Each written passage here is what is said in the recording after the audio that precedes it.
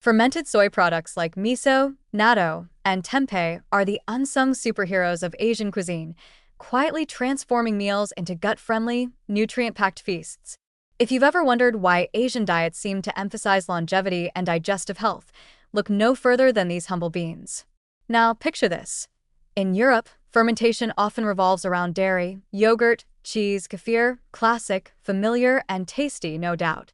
But while Europeans were happily aging their milk into cheese wheels, Asia was thinking, milk is nice, but have you tried fermenting beans? That bold choice wasn't just for flavor. It came with a cocktail of health perks that Europeans would only later catch up to. Let's start with probiotics. European yogurt lovers get a nice dose of live cultures, yes, but fermented soy takes gut health to another level. Miso soup doesn't just warm your soul, it delivers friendly bacteria directly to your intestines, quietly cheering on digestion and keeping your microbiome balanced. Natto, with its infamous sticky texture, might make some Westerners cringe, but those sticky strings are actually packed with Bacillus subtilis, a probiotic superstar. Imagine having tiny, invisible personal trainers in your gut, coaching your digestion, regulating immunity, and even whispering motivational quotes to your brain. Eat more tempeh, you got this. Meanwhile, Europeans rely mostly on dairy bacteria, which is excellent, but for those who are lactose intolerant or sensitive to dairy, it's a bit like trying to hire a personal trainer who only shows up half the time. And the vitamin content deserves a standing ovation. Natto is rich in vitamin K2, a nutrient crucial for bone and cardiovascular health, something often overlooked in European fermented foods unless you're eating a lot of cheese. This K2 isn't just about bones. It's a secret agent directing calcium to the right places in your body, keeping your arteries clear and your skeleton sturdy. Compare that to a slice of brie. Delicious, yes, but not exactly sending your bones on a nutrient-packed spa retreat. Then there's the protein angle. Europeans rely heavily on dairy for their fermented protein fix, cheeses, yogurts, even some fermented meats like salami. Fermented soy, however, provides robust plant-based protein that's incredibly versatile. Tempeh can be marinated, grilled, crumbled into stir-fries, or even used as a savory bacon alternative. Miso can sneak into soups, dressings, or even desserts. Don't knock it till you try it. Natto, well, natto is its own adventure. Sure, its flavor is strong and its texture challenges even the bravest palates, but the nutritional payoff is huge. Probiotics, protein, fiber, vitamin K2, and a little bit of magic that Europeans' fermentation methods can't fully replicate. Let's also have a moment to appreciate sustainability. Plant-based proteins like tempeh require far fewer resources than dairy fermentation. Less water, less land, fewer greenhouse gases. It's a win for both human health and the planet. European fermented foods, while delicious, tend to rely heavily on milk from cows, which has a higher environmental footprint.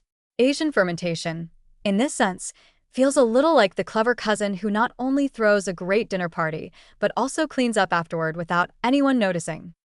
And the cultural side is fascinating. European fermentation tends to stick with predictable textures and flavors, soft cheeses, tangy yogurt, earthy kefirs.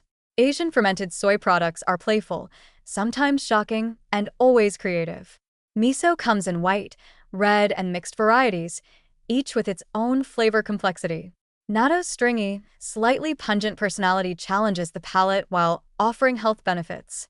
Tempeh's nutty, chewy texture is like a blank canvas for chefs and home cooks alike.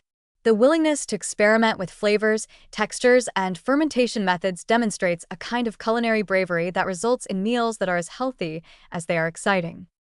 Now, let's have a little imaginary conversation at an international dinner table. The European yogurt says, I'm cultured, creamy, and versatile. I help digestion. Natto leans in with its sticky strings, whispering, I do all that, plus vitamin K2, plant protein, and I can survive in a fridge for weeks without complaints. Also, I have character. Miso soup nods in agreement. We're subtle but powerful. We enhance flavor and wellness simultaneously. Meanwhile, tempeh is on the grill, sizzling and saying, look, I can be anything you want me to be. Stir-fry superstar, sandwich filler, even snackable bacon. And I do it sustainably. You can almost hear the European cheeses mumbling, well, we're tasty. So, When you eat Asian fermented soy products, you're not just consuming food, you're participating in a centuries-old health tradition. You're feeding your gut, supporting your bones and cardiovascular system, and getting a high-quality, plant-based protein. You're even making a small contribution to environmental sustainability, all while enjoying flavors and textures that make your meals exciting. Compared to European fermented foods, which are reliable and comforting, Asian soy fermentation is bold, nutrient-rich, and adventurous.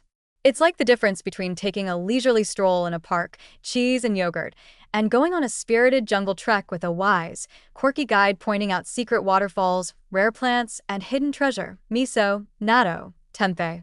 Both are enjoyable, but only one leaves you glowing, curious, and slightly sticky in the most rewarding way. In short, fermented soy products aren't just food.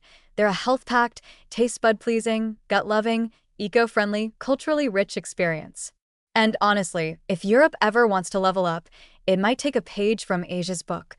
Ferment bravely, think nutritionally, and never underestimate the power of a sticky bean.